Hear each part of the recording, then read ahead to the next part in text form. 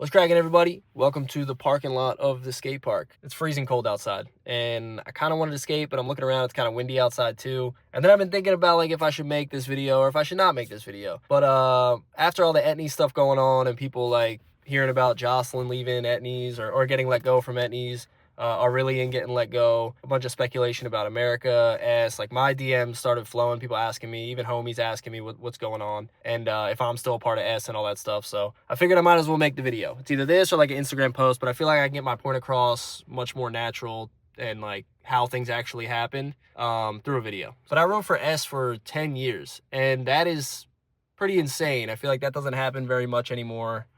To be a part of a brand for that long. And I'm super grateful for all those years. I mean, I really am. Like, I don't think we ever really had bad years. I mean, like, with S, the hardest thing was they didn't have much of a budget to really do much, so we never were able to really go on trips or film projects and stuff like that. There was just no money for that sort of thing. So we did what we could from, like, you know, I did as much as I could from out here, or they'd sometimes fly me out there. Sometimes I'd fly out on my own dime.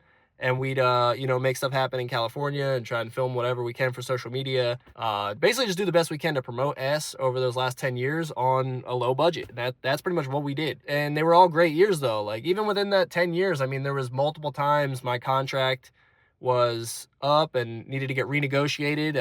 And, like, I would work with them, they would work with me, and we'd always kind of find what worked out best for each other. I mean, it always seemed pretty mutual in that aspect. And like, I am grateful for all those years. Like, Don, shout out Don. Like, I love you.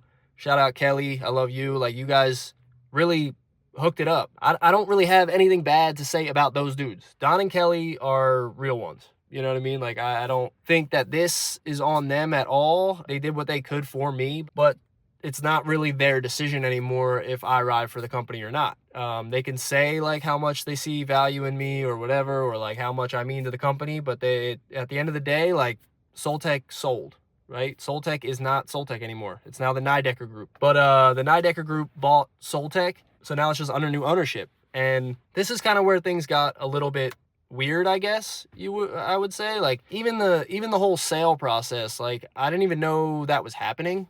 There was obviously rumors like, oh, Soultech, like, it's not doing well, like maybe maybe they're gonna sell the brand or whatever, you know. But like, they were like very small rumors. And then all of a sudden, we were on a trip in Japan. I was on a Santa Cruz trip, and I think Mario got like a DM or something from, like, I think it was like a snowboard homie, or I don't know, someone DM Mario about, yo, did you hear Soultech sold? And he asked me, he's like, dude, Soultech sold? And I'm like, no idea, I guess. Like, I don't know. Like, that's the first I'm hearing it. So I'm like, damn, this is crazy. Like, I've rode for this brand for 10 years and I had no idea that they sold or that this was even really happening. So then I think it was like the next day, I'm still in Japan, and I'm getting Don Brown phone calls, and I'm like, oh, he probably wants to talk about it. That's cool, whatever. But like, I text him back. I was like, yo, like, I'm in Japan. Like, we'll jump on a call when I get back.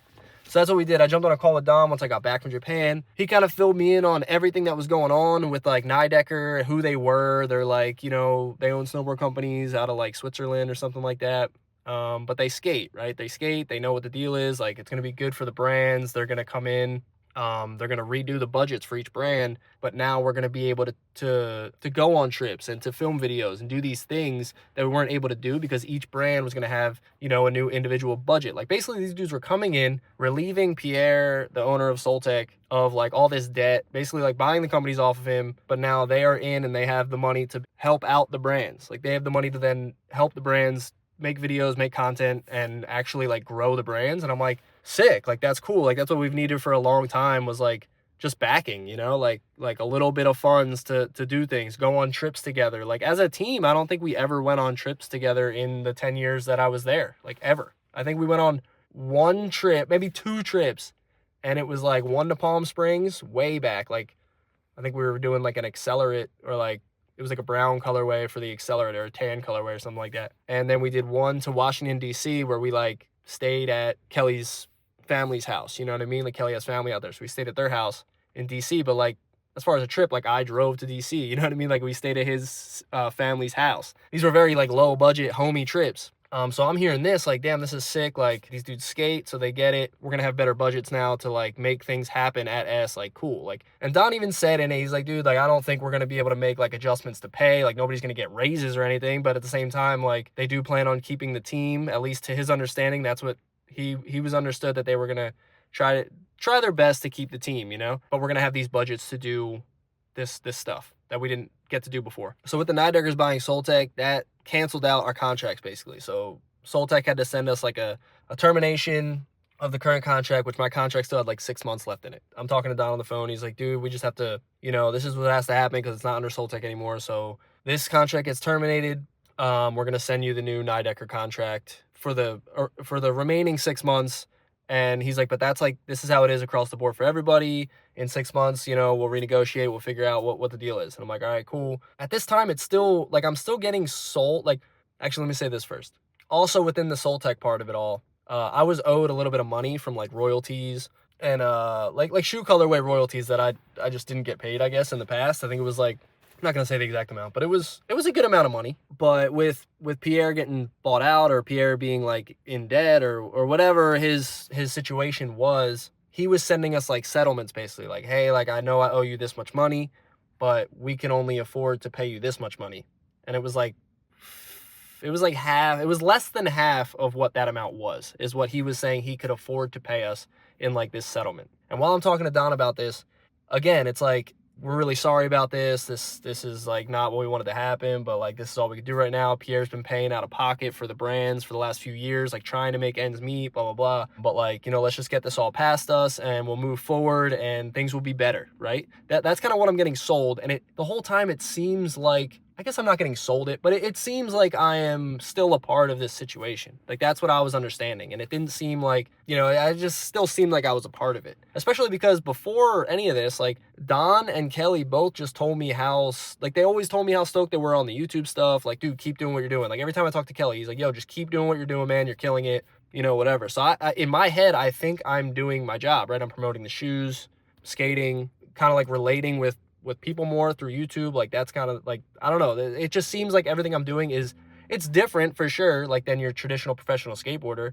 but like, it seemed like it was in the right direction. Like, it seemed like I was still doing my job and promoting and making the shoes look good and all that stuff. And that's kind of how I felt like they felt about it. It seemed like they were stoked on it, which I think that they are. I don't think this is on Don or Kelly or anyway. I signed the settlement because I'm like, yo, let's just, whatever, I'll do this because let's move past it, right? Let's move past it. Let's get on with what's next, and hopefully it's like better for the brands, better for everybody. Sign all the contracts, and then I think it was like the last time I went out to LA is when I started getting weird vibes. I caught wind that like that the vibes weren't what I thought they were, right? And like, nobody necessarily said this to me, but I just, from a few conversations I had with people, it seemed like things might be getting weird. By weird, did I think I was not going to be a part of the brand at all?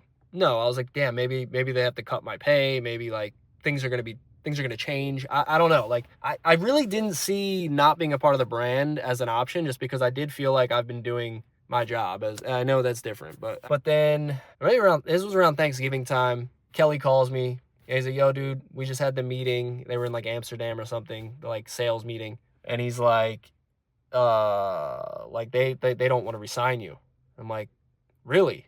And he's like, yeah. I'm like, did they say like why or what? And he's like, they said they don't really see value in what you do. Or no, it was, they don't see where you fit in and they don't see value in what you do. And I'm like, interesting. All right. Because that's like the opposite of what I've been hearing from pretty much everybody else. Like, as far as like NHS goes and Santa Cruz, they are super stoked on what I've been doing and telling me how much value they see in it. And same with like you guys on YouTube or people watching my videos, people out, whenever I run into anybody, they're like, of course, maybe no one's going to say to my face like, yo, your shit sucks or you're an idiot. But like, the vibes off of this whole thing have been pretty positive, at least like from my understanding. And the more I thought about those two statements, I think that they meant like maybe moving forward, right? Like, they don't see where I fit in with what they're trying to do.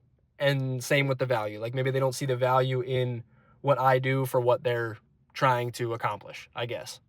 And from my understanding, I'm like, maybe that's just like the YouTube thing. Maybe they don't want to really be attached to YouTube. Like they want like I don't know. I don't know really what that means. But yeah, so they didn't see value in what I do or where I fit in. And I'm like, that's interesting. I mean, I've been with the company for 10 years. I don't really see how I can not fit in with something that I pretty much helped build from the ground up since the relaunch in, 10 years ago. So that was kind of a weird one for me to hear. But again, like talking to Kelly through that whole conversation, I could tell it's not his decision. It's not Don's decision.